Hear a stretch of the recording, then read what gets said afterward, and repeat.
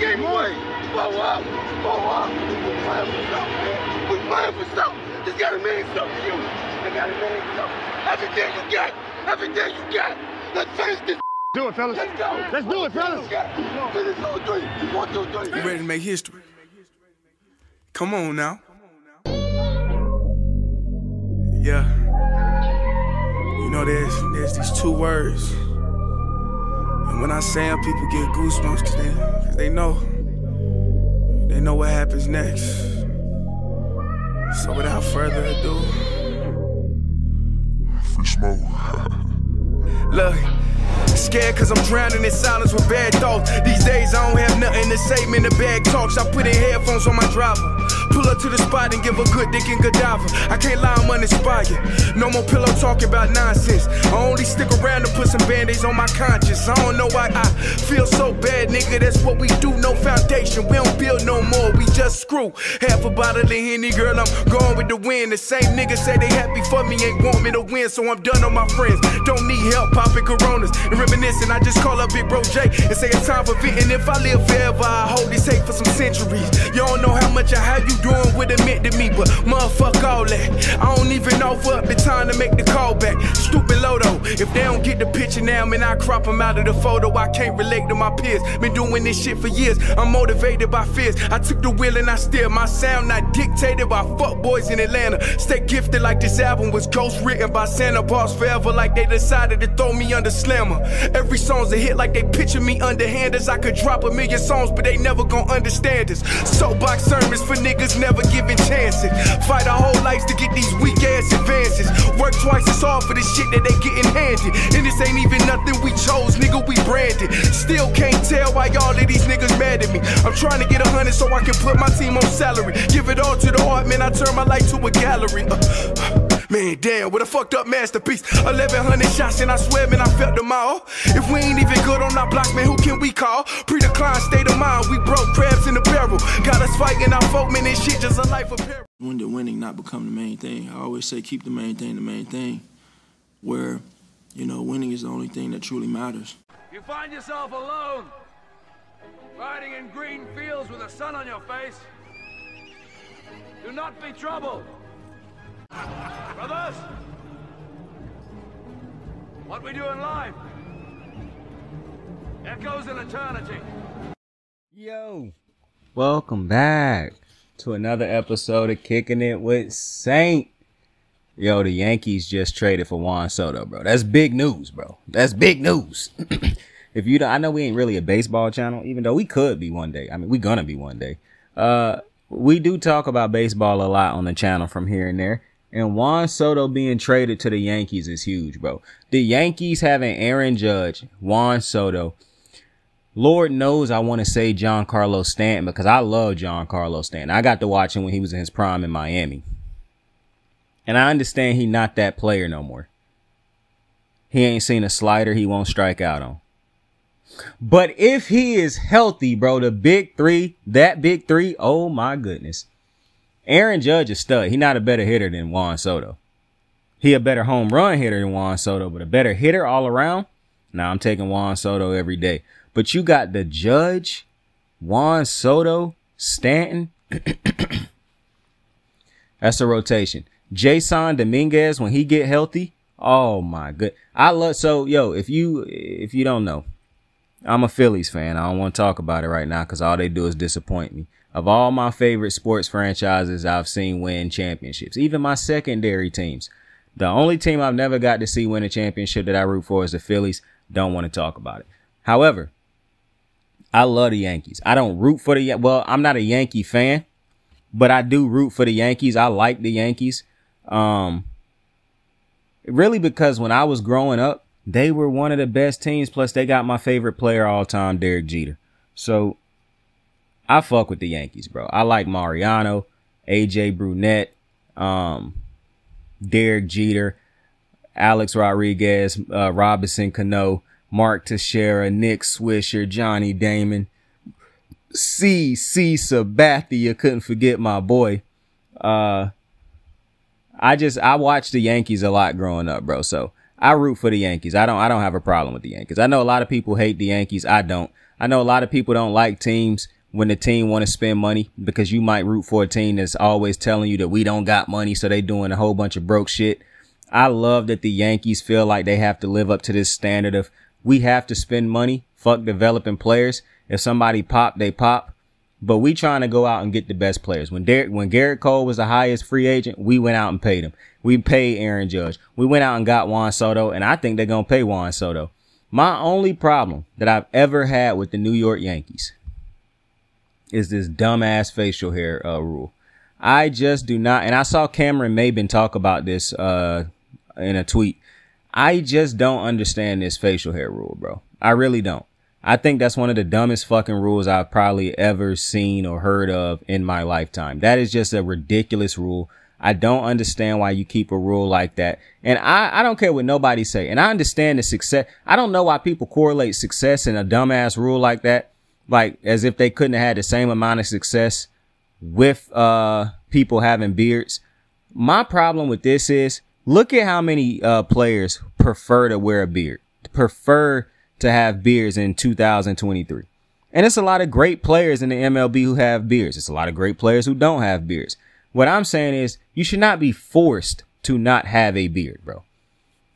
For the Yankees to feel like people need to look a certain type of way, dress a certain type. I don't care about the dressing a certain type of way, but the controlling somebody's facial hair, that's a problem for me, bro. Anytime, this ain't the military. Controlling somebody's facial hair or how they wear their hair, I don't like that. So aside from that, and I always said, if I could ever be an MLB player, the one team that I would want to play for is the Yankees, but I would never play for them because I'm not shaving my beard. It's not happening. I would never be able to play for them. And that's the one team. If you gave me a choice and you said, bro, you can only have one team you would ever play, it would be the Yankees. And that's not even my favorite team all time. But I just think the aura of the Yankees is so hard, bro. Like New York motherfuckers done did that in the Yankee cap justice. The New York rappers, like the New York feel. All that, the greatness of the Yankees, like they don't even just talk about it. They have the championships and the hardware to back it up. So if it was one team I always said I want to play for, it would be the Yankees. But then I always say, however, I never do it because them motherfuckers wouldn't let me wear a beard. So I have to be in my prime at a young age before I had facial hair. It'd have to be at that point in time, because by the time I start to grow a beard, I'm not shaving it, bro. It's not happening. So if it wasn't the Yankees, simply because of that dumbass rule, it'd probably be the Dodgers. I mean, the Phillies. Phillies or the Dodgers. It'd be one of the two. It's not as easy a pick, but the Yankees is such a it pick to me. Like, who don't want to put on that Yankee cap, bro?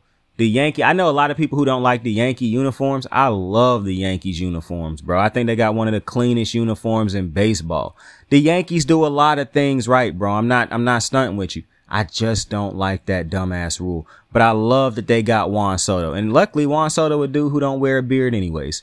And I hope this not a 1-year rental, bro. I hope they end up getting Cody Bellinger also. Oh, man. The Yankees get all that talent, bro. All they got to do is zone in on getting reliable pitching. You got Garrett Cole. You know he going to do what he do all every year, except for when he faced Rafi. The back end, I don't really trust Carlos Rodon, but who knows what his season will look like next year coming off of the injury, with a full back off season. Who is the other pitchers in that rotation? I know Luis Severino. I don't think he's going to be pitching in the lineup no more. I can't remember all the pitchers they have in the rotation, but the fact that I can't remember all of them off the top of my head should tell you how great or not great those players are. But nonetheless, great trade by the New York Yankees. But we are here to talk about the Thursday night football game to kick off week 14 in the NFL. The Pittsburgh Steelers lose at home to the New England Patriots 21-18. Bro, only 8 points were scored in the second half of this game. The Patriots didn't score in the second half of this game. The Steelers scored late or in the middle of the fourth quarter in this game. That was all the scoring that took place in the second half. You would have thought more scoring would have happened based off of the first half. The Patriots drove down the field and scored. The Steelers scored. The Patriots got another good little score in there off a good little pass from Zappe to Henry. And then it just all, turned back into Cinderella's glass slipper turned back into whatever the fuck it was before it became a glass slipper. That's basically what happened. the carriage turned back into a pumpkin or whatever it was.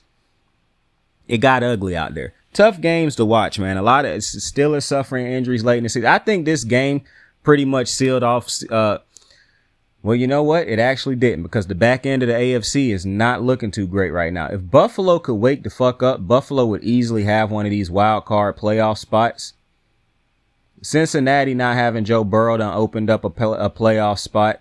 Right now, though, I'm going to be honest with you. The Steelers and the Broncos are not playoff teams. That makes me very happy. Me and Henry was talking about this a couple weeks ago. It's one team he don't want to see in the playoffs, and that's the Broncos. And there's one team I don't want to see in the playoffs. That's the Steelers. We split the difference, bro. Some way, somehow, both of these fucking teams can miss the playoffs. And as we currently stand, neither of these two teams are in the playoffs right now. Not the Steelers and not the Broncos. And I'm loving that. I'm absolutely loving that, because I don't want to see neither of these two fucking teams in the playoffs. Now, can we get the trifecta and find a way to get the Cleveland Browns out of the playoffs also? Now, I know some people would be like, no, I want all these teams to make the playoffs because that'll make it easier for my team. Bro, at the end of the day, you're going to have to get through Pat Mahomes, Lamar Jackson, or that Miami Dolphins team. Period. And if you really unlucky, you gonna Josh Allen gonna find a way to make it into the playoffs. I'm still holding out hope for you, Josh. I think you're gonna find a way to get in. From what I'm seeing from these teams in the A, I think really you done been dealt a bad hand this year as far as you struggling, the team struggling, and y'all facing great teams along the way. But I think y'all gonna figure it out. And plus, I still think y'all gonna end up beating Miami when y'all play them. But right now, this loss by the Steelers takes them out of the playoffs. They now fall to 7-6. They done lost 2 games before the Ravens even got back off of their bye week. So that's beautiful. Oh, man. I love it when the Steelers suck, man. I love it when they losing. But listen, for the people who want the playoffs to be an easy road in the AFC anyways, if you're a Chiefs fan, if you're a Ravens fan, I was looking at the playoff bracket right now. The 3 wild card teams, I think it was Indy, the Texans, or was it the Jags, the Texans, and the Jags, Indy, and Cleveland, I think. You're not scared to play none of them teams right now. Trevor Lawrence hurt, so you know you're not scared to play that team right now. And then you got Miami Dolphins is a scary team as a team, but I don't know if Tua really scaring you, because Tua done had some rocky weeks the last couple weeks. But then you look at some of these other teams that's in the playoffs right now. If you the Ravens or if you the Chiefs, in my opinion, it's like I said in the last episode, you should be looking at this as, I don't care who we play. We should be getting to the AFC championship game to play against Baltimore or play against the Chiefs. That's how I look at it. And that's how I came away from this game after this game. Because shout out to the Patriots defense they did give up 8 points in the second half, but they still held it. Their offense went scoreless in the second half, and they had to you gave them 21 points, and they had to work with that. They had to basically hold the team to less than 21 from that point forward. So in an era where most teams score more than 21 points, shout out to the Patriots defense. I don't understand the Steelers fans chanting for Mason Rudolph. Bro, he trash just like Mitchell Trubisky. This is what's so funny to me about the Pittsburgh Steelers, bro. Y'all kept convincing yourselves that it was the offensive coordinator. I can't even remember the man's name at the moment. What was his name? Matt Canada. You kept trying to convince yourself, oh, it's Matt Canada, it's Matt Canada, it's Matt Canada. Who is it now? I kept telling you to blame Matt Canada, kind of moronic in my opinion, because when you look at the talent on the field, bro, y'all having problems with Deontay Johnson on a weekly basis on just his motivation and things of that nature. But sure, it's Matt Canada. You got 3 quarterbacks who I couldn't tell you really what make these 3 dudes different, because they all bad to me. They all average to below average. But y'all keep trotting them out there on a yearly basis thinking something gonna change. The results gonna change. But the player talent level haven't changed. I don't know how good or bad Najee Harris is, but I know he ain't been good with the Steelers. He ain't been what they thought he would be when they drafted him as high as they drafted him. He don't see the holes properly or good enough to be a starting running back. He don't have that breakaway speed. He don't give you enough big plays in the season. He don't run for a good enough average to justify you constantly giving him the ball. That's why his job done been unsecure this year. And you look at all this and you look at a team that consistently end the season over 500 or at 500 and you celebrate it. But this is supposed to be a championship-minded team. It's supposed to be a team that don't settle for nothing less than championships. And look at what this organization done turned into. You pray that you stay at 500 every year, or you barely find a way to get over it, or you make the playoffs in the wild card and lose in the first round, because this ain't a good enough team to really make the wild card or the playoffs. But if you do find a way to get in because of how bad everybody else is, who is you beating? This is why I kept telling y'all for the last couple weeks, bro. It's not the Steelers being good. The Steelers are not good. Look at how bad the Patriots offense played the back end of that game.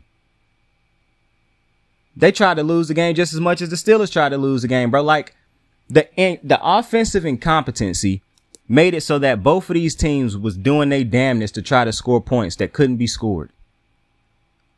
But people want to say that the Steelers is just great closing out games. I beg to differ. It's just like how people like to talk about Atlanta's defense being great. Look at who they done played. I beg to differ. But when we look at the other side of the ball for the Patriots, I would argue the Patriots probably needed to lose this game more than they needed to win it. You trying to get a good pick in the draft. This win don't really help you at all. You at the point of the season where wins do not help you at all. But that was a Thursday night game. Let's talk about the big game of Week 14. The Cowboys are at home taking on the Philadelphia Eagles in an NFC East showdown. This game. A lot of value in this game right now. This game got a lot of meaning into it. Because I believe if Dallas win this game, they take over first place in the division. The Eagles will probably not end up getting first place in the NFC. The Dallas Cowboys now have a chance to win first place in the NFC, even though I think the 49ers are going to end up finishing first in the NFC altogether. But this game got a lot of meaning to it. And let's start off by talking about the Eagles, man. The fraudulent defense of the Eagles. And I'm going to be completely honest with you. I do not think the biggest problem with the Eagles is the front or the linebacking core. It's the secondary. I just don't think that secondary is good enough. And I know I've been basically saying that for 2 years. But, bro, it's like at the back end of both of these seasons, they done got progressively worse. I don't think the secondary can hold no damn body at this point. And I think that's a problem when you play against these teams who run a lot of motion and got players who could just beat you. I understand the Brock Purdy arguments now. But Brock Purdy being an MVP, not being an MVP, that ain't going to save you when you let guys beat you the way they beat you. Now, you might have a chance against Dallas for the simple reason Dallas don't run motion the way the 49ers run motion and the way some of these other teams run motion. Dallas also don't run the ball nowhere near as good as the 49ers. So really, at the end of the day, Dallas could be turned into a one-trick pony, basically throwing the ball. And to be honest, if you're the Philadelphia Eagles, the best chance you feel like you have is if Dallas is only good at throwing the ball. Because if they can run the ball and throw the ball, it's probably a good chance you lose this game based off of how bad your defense done been right now. Now, the Eagles just signed Shaquille Leonard. And I don't know what he got in the tank right now, but you got to hope that he give them something. And the real problem is, if they can't find a way to defend better in the secondary, I don't give a fuck what Shaq Leonard give for you. If you can't hold long enough to get for the pass rushes to get home, bro, you're going to keep getting torched. Not to mention, this will bite you against the 49ers later down the road. Because the 49ers done shown you they can start fast enough to where if you, the 49ers done shown you that if you start slow, we can start fast enough to knock you right out of a game.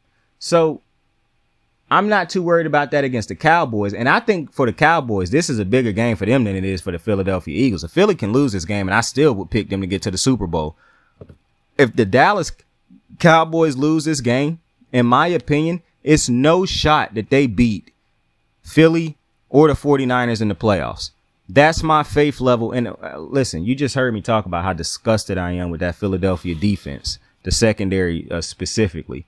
However, one of my biggest things is this. Philly done been there, done that. They know how to win at the end of the day. The 49ers might present them a test that's far more difficult than what they had to face in the last year or whatever. The Cowboys do not. I saw a Dallas Cowboy fan tweet under one tweet. And I can't remember what they said, but he said the way the Cowboys win basically is to make Jalen Hurts play quarterback. And a whole bunch of 1,000 people like that. And I'm like, yo, this is a stupid fucking tweet. I actually responded to it and said, this is a stupid tweet. Do Cowboys fans not realize that? I don't think y'all done beat Jalen Hurts the last, 4 times y'all done played Jalen Hurts. Not the Eagles, Jalen Hurts. So I'm confused as to why y'all got all this hatred and all this weird energy towards Jalen Hurts. Oh, he can't play quarterback. Bro, he played good enough quarterback to beat y'all when he played y'all. Y'all act like he didn't win that game against y'all earlier this year. The Eagles won that game. So this is not one of them games where if the Cowboys lose, oh, it's 1-1 in it. No, if you lose, you just got swept by your division rivalry. So to me, for all this crazy energy that these Cowboy fans have, this is a bigger game for the Cowboys. The Cowboys defense give up run plays. The Eagles haven't been good running the ball, but they could find a run game against the Cowboys again. The Cowboys defense got torched last week against the Seattle Seahawks. I could see the Philadelphia Eagles coming out and lighting that defense up also. So as much as Dallas fans talking heavy right now, you done beat a lot of bad teams. And the bad team that just lit your ass up that you barely beat at home is not the Philadelphia Eagles. So it don't matter how good or bad. And you want to know what's the biggest difference in that Cowboys Seattle game was? Geno couldn't make the plays down the stretch that Dak Prescott was able to make. You want to know what the difference in this Eagles Cowboys game could be, like I told y'all in the very first time they played this year? Jalen Hurts could be able to make the plays down the stretch that Dak Prescott not going to be able to make. Because all I know is this. Earlier this year when I chose the Cowboys to beat the Eagles, remember, before the show ended, I said, nope, I can't do it. I said, because at the end of the day, I trust Jalen Hurts more than I trust Dak Prescott in the clutch. What happened? Dak Prescott had plays that he could not make in the clutch that Jalen Hurts made. Every time these two teams play, it seemed to be Jalen Hurts make the plays that have to be made to win the game, and Dak Prescott doesn't. So at the end of the day, once again, I'm taking Jalen Hurts and the Eagles on the road in Dallas to beat the Cowboys. Now, I do think CeeDee Lamb will have a great game. But the reason I'm not taking Dallas is actually 2 reasons. One, already, like I just said, I just trust Jalen Hurts in the clutch more than I trust Dak Prescott. But 2, I have no faith that that the Cowboys will have a consistent run game throughout the duration of this game. No faith in that. If they could find a way to have a decent run game, they give themselves a better chance of winning this game. But to me, the 49ers went up against the Eagles like this was their Super Bowl. The Cowboys probably look at this on the defensive side of the ball like this is their Super Bowl, but that's not ever how this offense really played for the duration of the game. So I think what Cowboys fans and Cowboy media have to understand, you are not the San Francisco 49ers. The 49ers just blasted the Eagles, not you. Like this notion that, we can go out there and do what the 49ers just did. Like I saw Joey Bosa saying we gave them the blueprint. Like, bro, shut up. I don't. And like I said, the 49ers players getting kind of weird.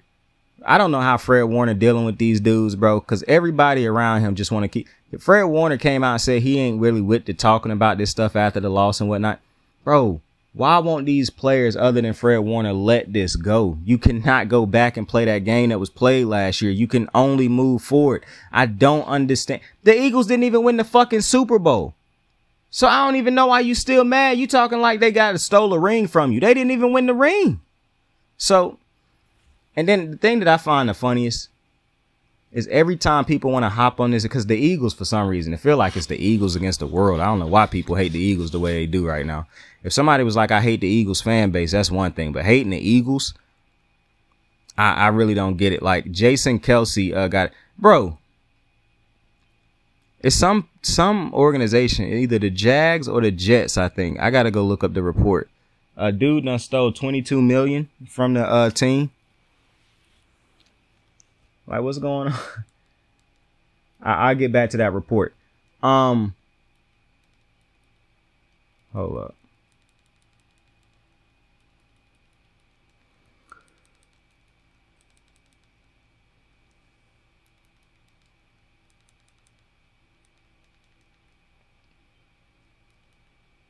An ex-Jacksonville Jaguar employee is accused of stealing more than $22 million, bro.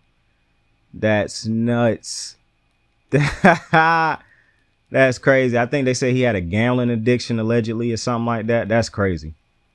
That is crazy. I couldn't even, that is crazy. But back to the Cowboys Eagles game. Like I was saying earlier, though, it feels as though the Cowboy fans feel as though that this game, like they're going to channel the 49ers. I really wish the 49ers would grow up, and I hope the Cowboys do come into this game realizing, bruh, we ain't the 49ers. We the Dallas Cowboys, and this is a team that continuously done beat us with Jalen Hurts.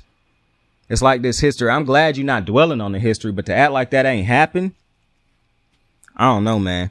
It's like I saw Undisputed where Skip was talking crazy, and Richard Sherman just like, bro, we done seen the Eagles beat y'all. Like, I'm not understanding where this weird confidence is coming from. And you want to know, this is why I hate the media a lot of times, because you hear me talk about this all the time, and I get frustrated when I talk about it because I hate that this is a reality right now. The one team that when Lamar Jackson play, where I know he probably gonna struggle, is the fucking Steelers. They never good enough to beat us. They should never win none of the games they done beat us in, but somehow they keep finding ways to put an L in the loss column for us every fucking year. It'd be real nice to have them losses against the Colts and the Steelers back right now.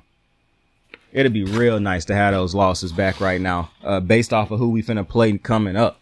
Like, you just want to give yourself breathing room. And if you really look at the Ravens, hear me being critical of the Ravens, as good as the Ravens done played, they really haven't given themselves the proper breathing room, whether that be because of how competitive the AFC is.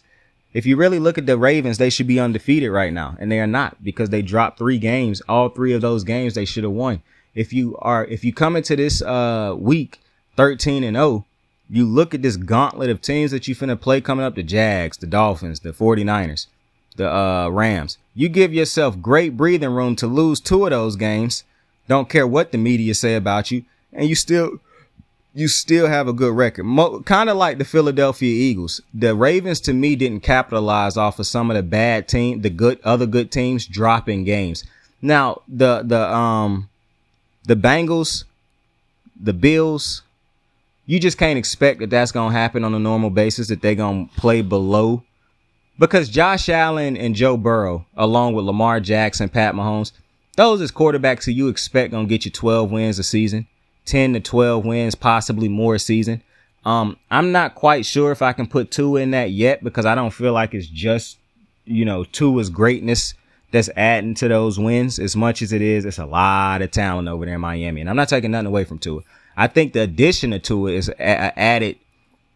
With Tua and a healthy team, yeah, you definitely getting double-digit wins. But let's say if they was hurt, he didn't have a Tyreek Hill, I think that's a 8, 9, 10 possibly win season. But I definitely don't think he give you the value that like a Lamar, a Pat Mahomes, Josh Allen, Joe Burrow.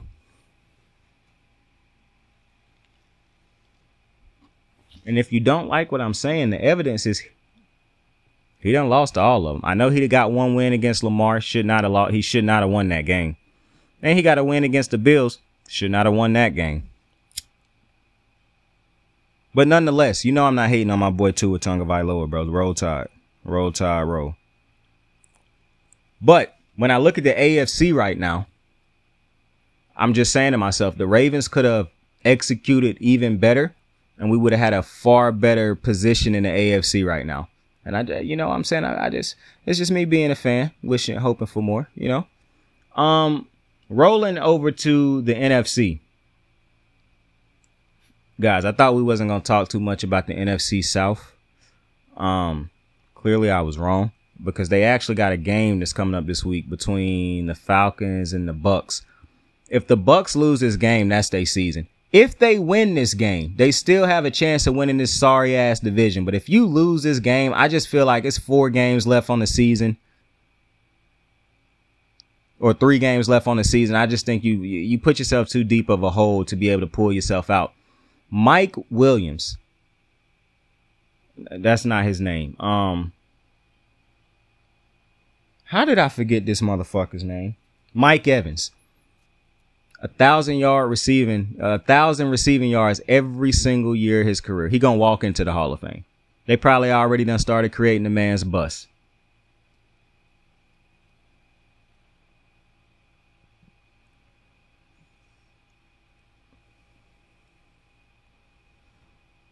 When Mike was coming out of the draft, I think it was in that Johnny Manziel draft, I remember saying, man, it would be nice if the Ravens traded up to go get him. And I knew they was never going to trade up to get him, but I also knew he wasn't going to do like most of these receivers do nowadays and slide, because he was so very clearly the best receiver in the draft. I mean, coming out of the draft and coming out of school that year.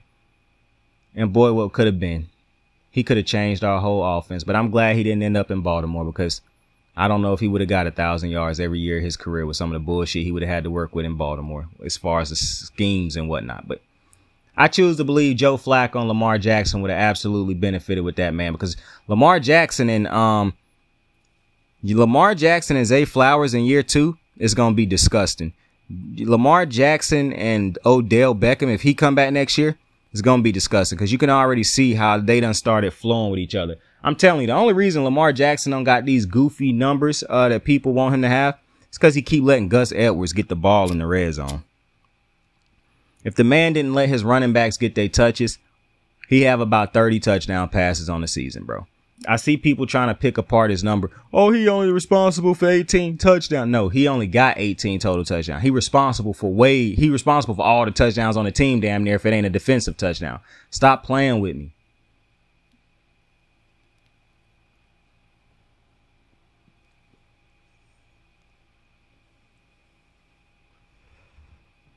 The man's arm will get us all the way down the field, and then he'll hand the shit to Gus Edwards, bro. He not a selfish man.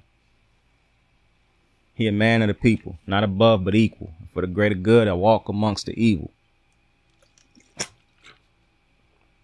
Don't cry, mama. It's the life I chose myself. It's that J. Cole. I had a young lady tell me that she hated J. Cole and all his music. She was being facetious, but it was because I said I didn't like one of the artists that she liked. And so she started going hard on J. Cole, bruh. It broke my heart.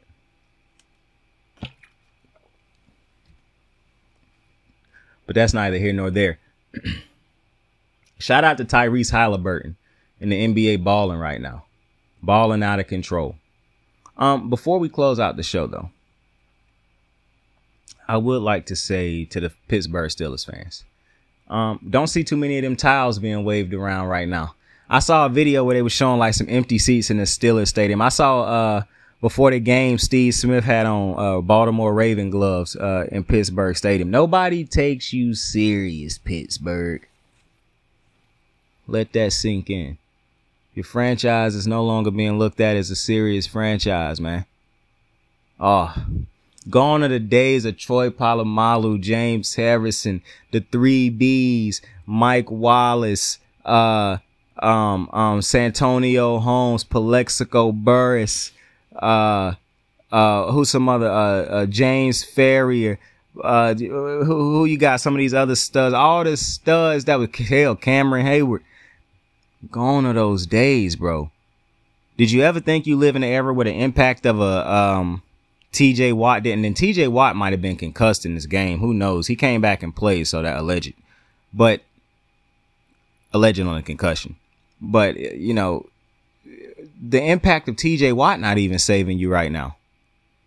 They just let the Patriots, a team that scored less than 10 points in the last 3 games, go in there and put up 21 on their heads. And shout out to the Steelers defense. They pitched a shutout in the second half. But I mean, man,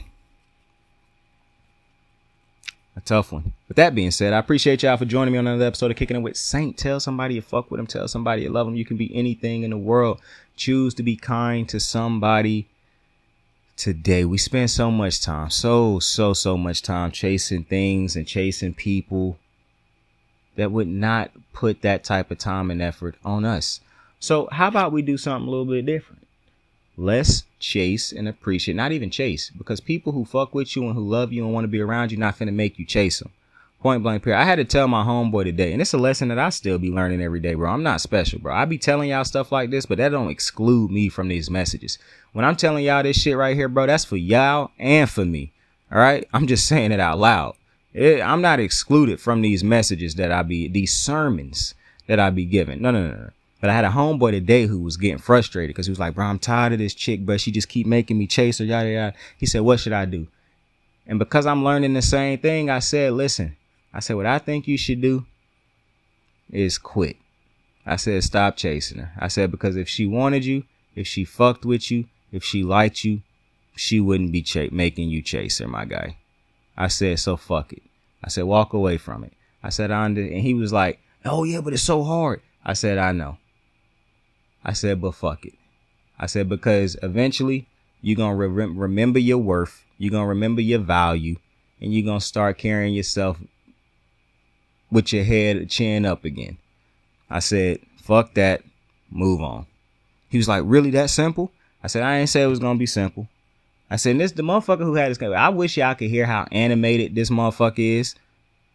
Like, boy, I wish y'all could hear how animated this motherfucker is, bro.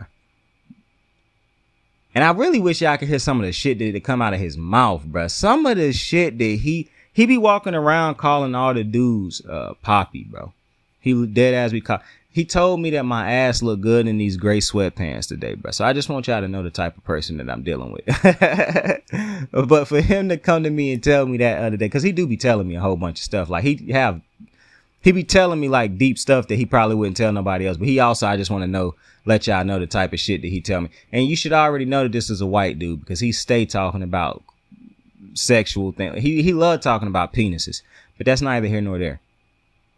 But to close out the conversation with him, I basically, before he walked out of the truck that I was in, I was like, listen, fuck it. I said, I know it's going to be hard, but you can't keep chasing people who don't want you. If she wanted you, if she fucked with you, if she wanted you to know she liked you, she would not be making you chase it, bro. I said, so at the end of the day, I said, you got to you got to let it go because it's an ego problem. I said, even I be doing it. And he was like, what you talking about? I said, our egos would make us want to keep chasing this thing down. I done told y'all this thing before, right? When I was younger, I used to, okay, so I was a hoe, right? I've been a hoe for a long time. When I was younger, though, I didn't really know why I did the shit that I did, right? And then one day I was in college. I was sitting in a college classroom or in dorm. What do you call it? A study hall. It wasn't a study hall. What do we call? I was sitting in a college lecture, and me and one of my homeboys. It was psychology. Me and my homeboy was sitting in the back.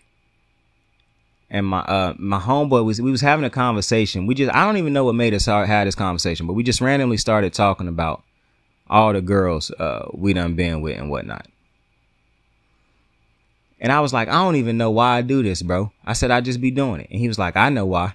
And I was like, why? He said, because we on the hunt right now. And I'm getting interested. He was like, right now we the hunters, bro. He said, it's like, he said, you an athlete? I was like, yeah. He was like, so you look at this as like a race or something, like a competitive goal. He said, every single female that you get is like a trophy. He said, you hunt them down. And I was in the midst of Taekwondo at that point in time, competing at the highest level, like trying to win the belts and all. I'm going to be honest with y'all. As important as belts, ranking up in your belts is in Taekwondo and all other types of mixed martial arts, when you go to tournaments, bro, I'm going to tell you right now, all that belt ranking go out the window for me, bro. I don't care who I'm ranked up against, bro. Whoever in my ranking, I'm beating your ass, bro. All that ranking up the belts, that's for testing and all that other shit. When I go to these tournaments, I'm not thinking about ranking up my belt. I'm not thinking about being perfect on patterns or the form. I'm thinking about the fighting sessions every single time. That's what I came here for. That's what I was great at. I come, I see, I conquer, I leave, and I go get something to eat afterwards, bro. But he said, you look at him as like a goal to be conquered. Like, you look at it as an achievement and you put it up on your thing. I was also in the midst of playing a lot of Xbox at that time, achieving awards and shit.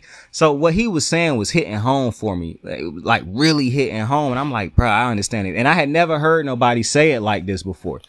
And he was like, so right now, so then I was like, why do I like to chase down girls who initially reject me then? He was like, because you like to hunt.